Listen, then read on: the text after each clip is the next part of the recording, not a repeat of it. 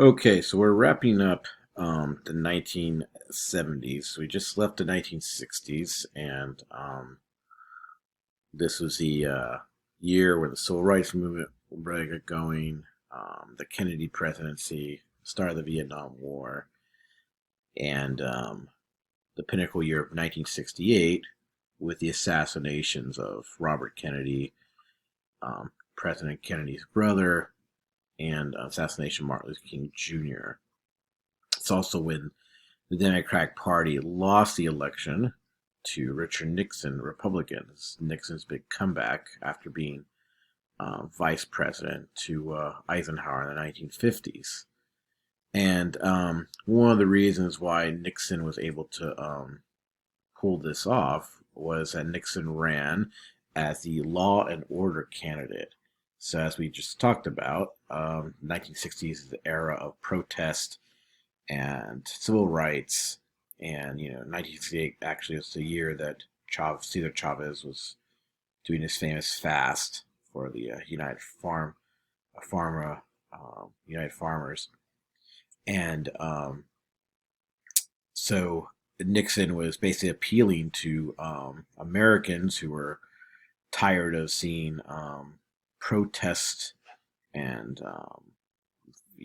antagonism in the streets throughout, especially 1968. Right, 68 is also the year of the Tet Offensive. Begins that year. So, um, and because of the internal problems of the Democratic Party, one with Kennedy's assassination, but even the different candidates squabbling over Vietnam. Don't forget that Vietnam is being was being pursued under the Johnson administration, and he's a Democrat.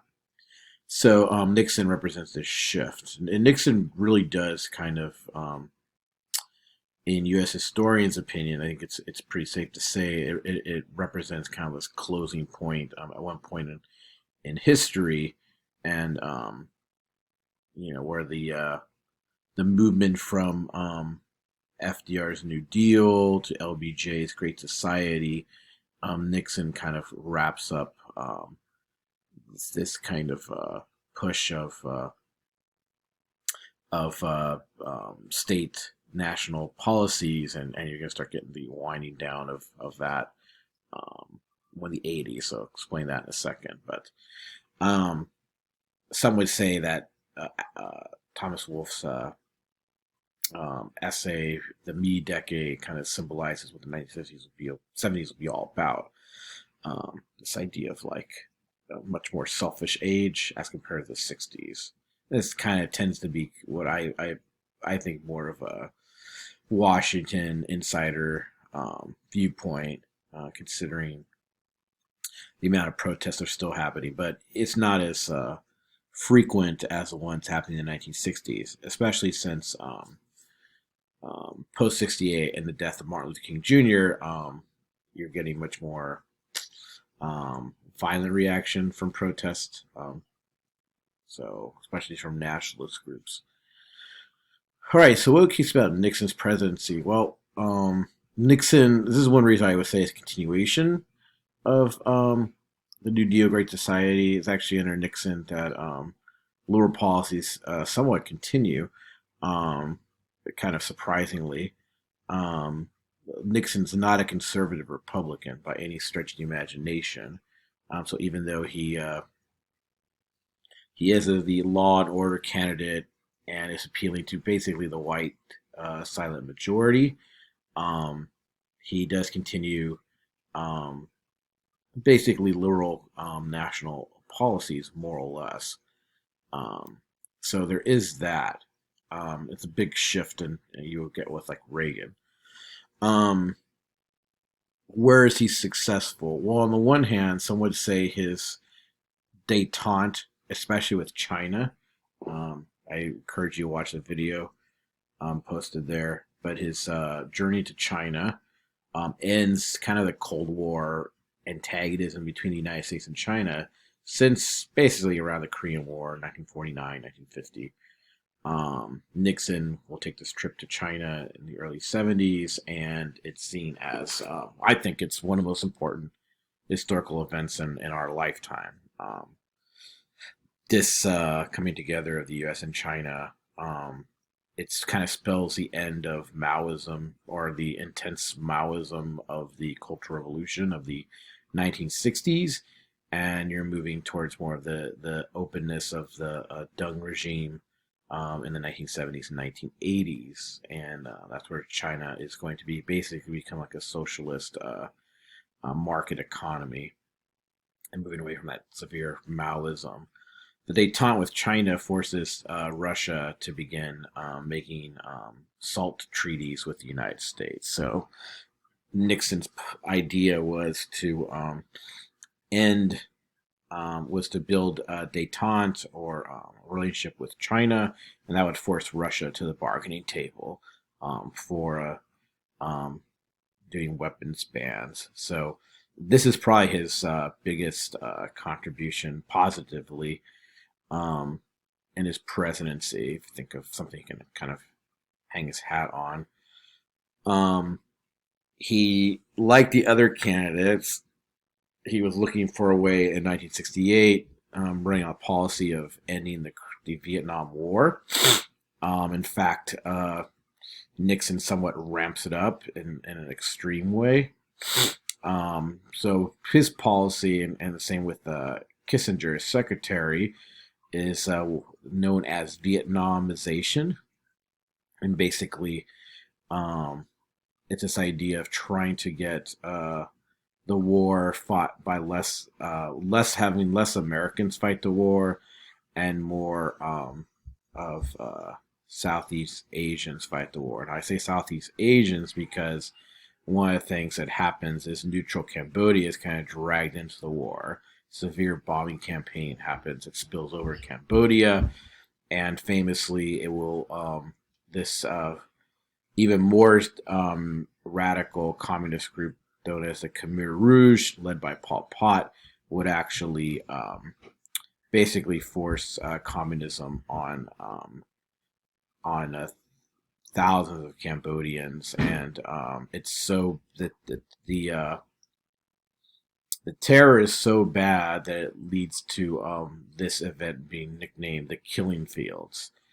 Um, the Americans also invade neighboring Laos, so it gets so bad. It's so bad that when Viet Cong win the war, or starting to win the war, they will spill over into Cambodia to like rescue the Cambodians from the Khmer Rouge. This is how absolutely bonkers this war has gone. But there is a push to end the war under Nixon. Now he'll never actually be able. He won't be president when it happens because the Watergate controversy will have him leave office. But the ramping up to ending the war begins with Nixon. Um, One of the things that severely makes the Vietnam War such a kind of a tragedy in American history is that during the early 70s, the Pentagon Papers are public, and these basically illustrate that the Americans were trying to find a way to get into this war and start the war. So it goes against all the prevailing wisdom that basically, the Americans are just like going in to stop the spread of communism. Just kind of like being forced to do this, and just illustrates this not true. So Watergate ruins Nixon. Basically, what happens is Nixon is a very paranoid man. He used to record all his meetings with people, and he um, there is a paper trail goes back to him that he sent these guys to, or somebody very close to Nixon sent these guys to go rob this place, this hotel room where the Democrats had their stuff located, and these guys just took a bungling job, and it gets traced back to the presidency, and so basically Nixon is forced to resign. He's the only president to do that. All right, so what happens afterward? Um, Basically, the presidency of Ford and Carter represents just continuing troubles for American national politics. So, because the vice president was gone before Nixon resigned for his own problems, that meant the Speaker of the House, Gerald Ford, became president. So Ford is mostly known for being a transition figure. He only serves basically closing up the second term of Nixon's presidency. And Ford is probably most famous. Well, one is he used to trip a lot, so he was made fun of a lot on Saturday Night Live. Saturday Night Live is just kind of beginning during this time period. But more importantly, he pardons Richard Nixon for many wrongdoing. So Nixon isn't going to be put on trial, serving kind of prison time for Watergate. And the idea by Ford is, well, this helps save the country from, continual attack on the position of the presidency, going through this long trial process. At least that was the provincial wisdom of the day. Anyways, Ford will run for president against Jimmy Carter, a Democrat from Georgia, who's a peanut farmer, and position himself as an outsider. And he'll lose to Carter. In a lot of ways, Americans are probably looking for somebody who is kind of a somebody outside of Washington to come in, considering the legacy of Watergate. Some historians would say Watergate really does sour American public towards national politics, whether it's Congress or especially the presidency. And you kind of see that continuing to our day, because basically, from Nixon on, almost every president has had some type of scandal that rocked their presidency, more or less.